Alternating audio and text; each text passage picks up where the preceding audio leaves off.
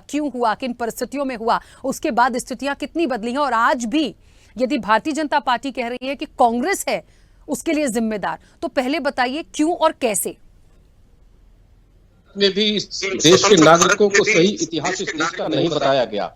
ये क्यों भूलते हैं कि कांग्रेस की स्थापना ही ह्यूम ने किस लिए की थी? एक सेफ्टी वॉल्व के लिए की थी। उसने अपने खुद के कथन में लिखा हुआ है कि जो विद्रोह 1800 उसको डाइल्यूट करने के लिए, खत्म करने के लिए, वापस फिर ऐसी स्थिति उत्पन्न न हो और अंग्रेजों का शासन निर्बाध रूप से चलाने के लिए कांग्रेस की स्थापना आवश्यक है। और यही वजह है कि कांग्रेस का अगर इतिहास उठा करके देखिएगा तो 1947 के पहले तक जितने भी वो आंदोलन है, चाहे वो क्रांतिकारियों के हो, मजदूरों के हो या किसी भी माध्यम से अगर कहीं भी आंदोलन हुआ है तो उसका विरोध करते हुए कांग्रेस पार्टी दिखती है। चाहे वो आईएनए ही क्यों ना हो सुभाष चंद्र बोस की, इस देश की स्वतंत्रता के लिए कांग्रेस पार्टी एक बाधक के रूप में सदैव खड़ी रही। और जिस समय ट्रांसफर ऑफ पावर हुआ, जिस समय डोमिनियन स्टेट बना, नेहरू जी उसको एक ब्रिटिशर्स राज की तरह ही चलाते रहे 1948 तक, इसके प्रमाण भी मिलते हैं। इसलिए उसके बाद भी कांग्रेस पार्टी ने 55-60 साल तक जो शासन किया, इस देश में, इस देश के इतिहास को भुला देने का, एक प्रकार से घुट्टी पिला देने का, दे दी हमें आजादी बिना खड्ग बिना ढाल की घुट्टी पिलाने का एक प्रकार से कारोबार चलाया इस देश में, ताकि देश की जनता को सच्चाई पता ही न चल सके। क्योंकि 20 से 30 लाख 40 लाख लोग विभाजन की त्रासदी में काट दिए गए, मार दिए गए, अपने घरों से रातों रात बेघर हो गए। इसी देश के अंदर अपने ही घरों में वो दूसरे देश के नागरिक हो गए, उनको पता ही नहीं चला। इस प्रकार के पाप, इस प्रकार के कुकृत्य कांग्रेस के खाते में है। इस इतिहास को जानना देश के लिए बहुत जरूरी है। और हम अंग्रेजों के उस षड्यंत्र को भी नहीं भूल सकते, सर सैयद खान के उस षड्यंत्र को भी नहीं भूल सकते, जिसकी त्रासदी आज तक भारत का जनमानस झेल रहा है। और कहीं ना कहीं जब तक हम अपने इतिहास को याद नहीं करेंगे तब तक हम अपने वर्तमान को सही नहीं कर सकते, करेक्टिव मेजर्स नहीं ले सकते, क्योंकि इतिहास सदैव वर्तमान में लयमान रहता है। इसको नहीं भूलना चाहिए और उस पर पानी फेरने का काम कांग्रेस पार्टी आज तक करती हुई चली आ रही है। और आज भी कांग्रेस पार्टी का चरित्र देखिए, वो आज भी संचालित हो रही है किससे?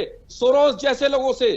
डिवाइड एंड रूल की पॉलिसी पर, अंग्रेजों ने डिवाइड एंड रूल की पॉलिसी पर राज किया और कांग्रेसी जो है राज करते हुए डिवाइड करते गए इस देश को, भारत के जनमानस को। और आज भी डिवाइड की ही पॉलिसी पर काम कर रहे हैं, सोरोस के उस विचारधारा को ही भारत में आगे बढ़ा रहे हैं सत्ता प्राप्त करने के लिए। तो इस देश को भारत का इतिहास बताना और किस तरह से हमारे लोगों ने, निर्दोष लोगों ने, इनोसेंट बच्चों ने, लाखों बहन बेटियों ने अपना शील, किस तरीके से उनका बलात्कार किया गया, यातनाएं दी गई, न जाने कितने अनगिनत इस तरह की त्रासदी की कहानियां हैं जिसको दबा दिया गया इतिहास के पन्नों में। इसलिए हमें याद करना बहुत आवश्यक है। और वो इसलिए भी, आप देखिए, थोड़ा 10 सेकंड हमको और दीजिएगा।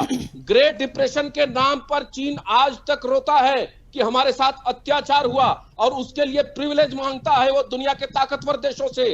6 मिलियन ज्यूज का जेनोसाइड हुआ, उसके लिए अलग देश का उनका मांग पूरा किया गया। लेकिन भारत के अंदर में इतने जेनोसाइड हुए, इतनी हत्याएं हुई, इतने जनसंहार हुए, लेकिन उसको इतिहास के पन्नों में दबा दिया गया। इसलिए अब 2014 से जो भारत उठ खड़ा हुआ है वो पूर्व से पश्चिम, उत्तर से दक्षिण तक इतिहास के इन पापों को उजागर करने का कालखंड है। इसलिए हम उसको मनाते हैं और उनको याद करते हैं जिनका अंतिम संस्कार तक नहीं हो पाया, जो इन धूल में मिल गए, पता ही नहीं चला। इसलिए हम उन्हें भुला नहीं सकते। आज का दिन उनको समर्पित करते हैं। और सिर्फ याद ही क्यों करें, हम याद करके भविष्य की योजना को भी तय करें कि हमको किधर जाना है। अखंड भारत के सपने को साकार करना है, क्योंकि ये देश अगर जिंदा है तो मानवता जिंदा है। और इस देश को खत्म करने का, बल्कनाइज करने का 566 रियासतों में अंग्रेजों ने तोड़ दिया था इस देश को, उसी तरह से तोड़ने की साजिश कांग्रेस पार्टी चल रही है इस देश में।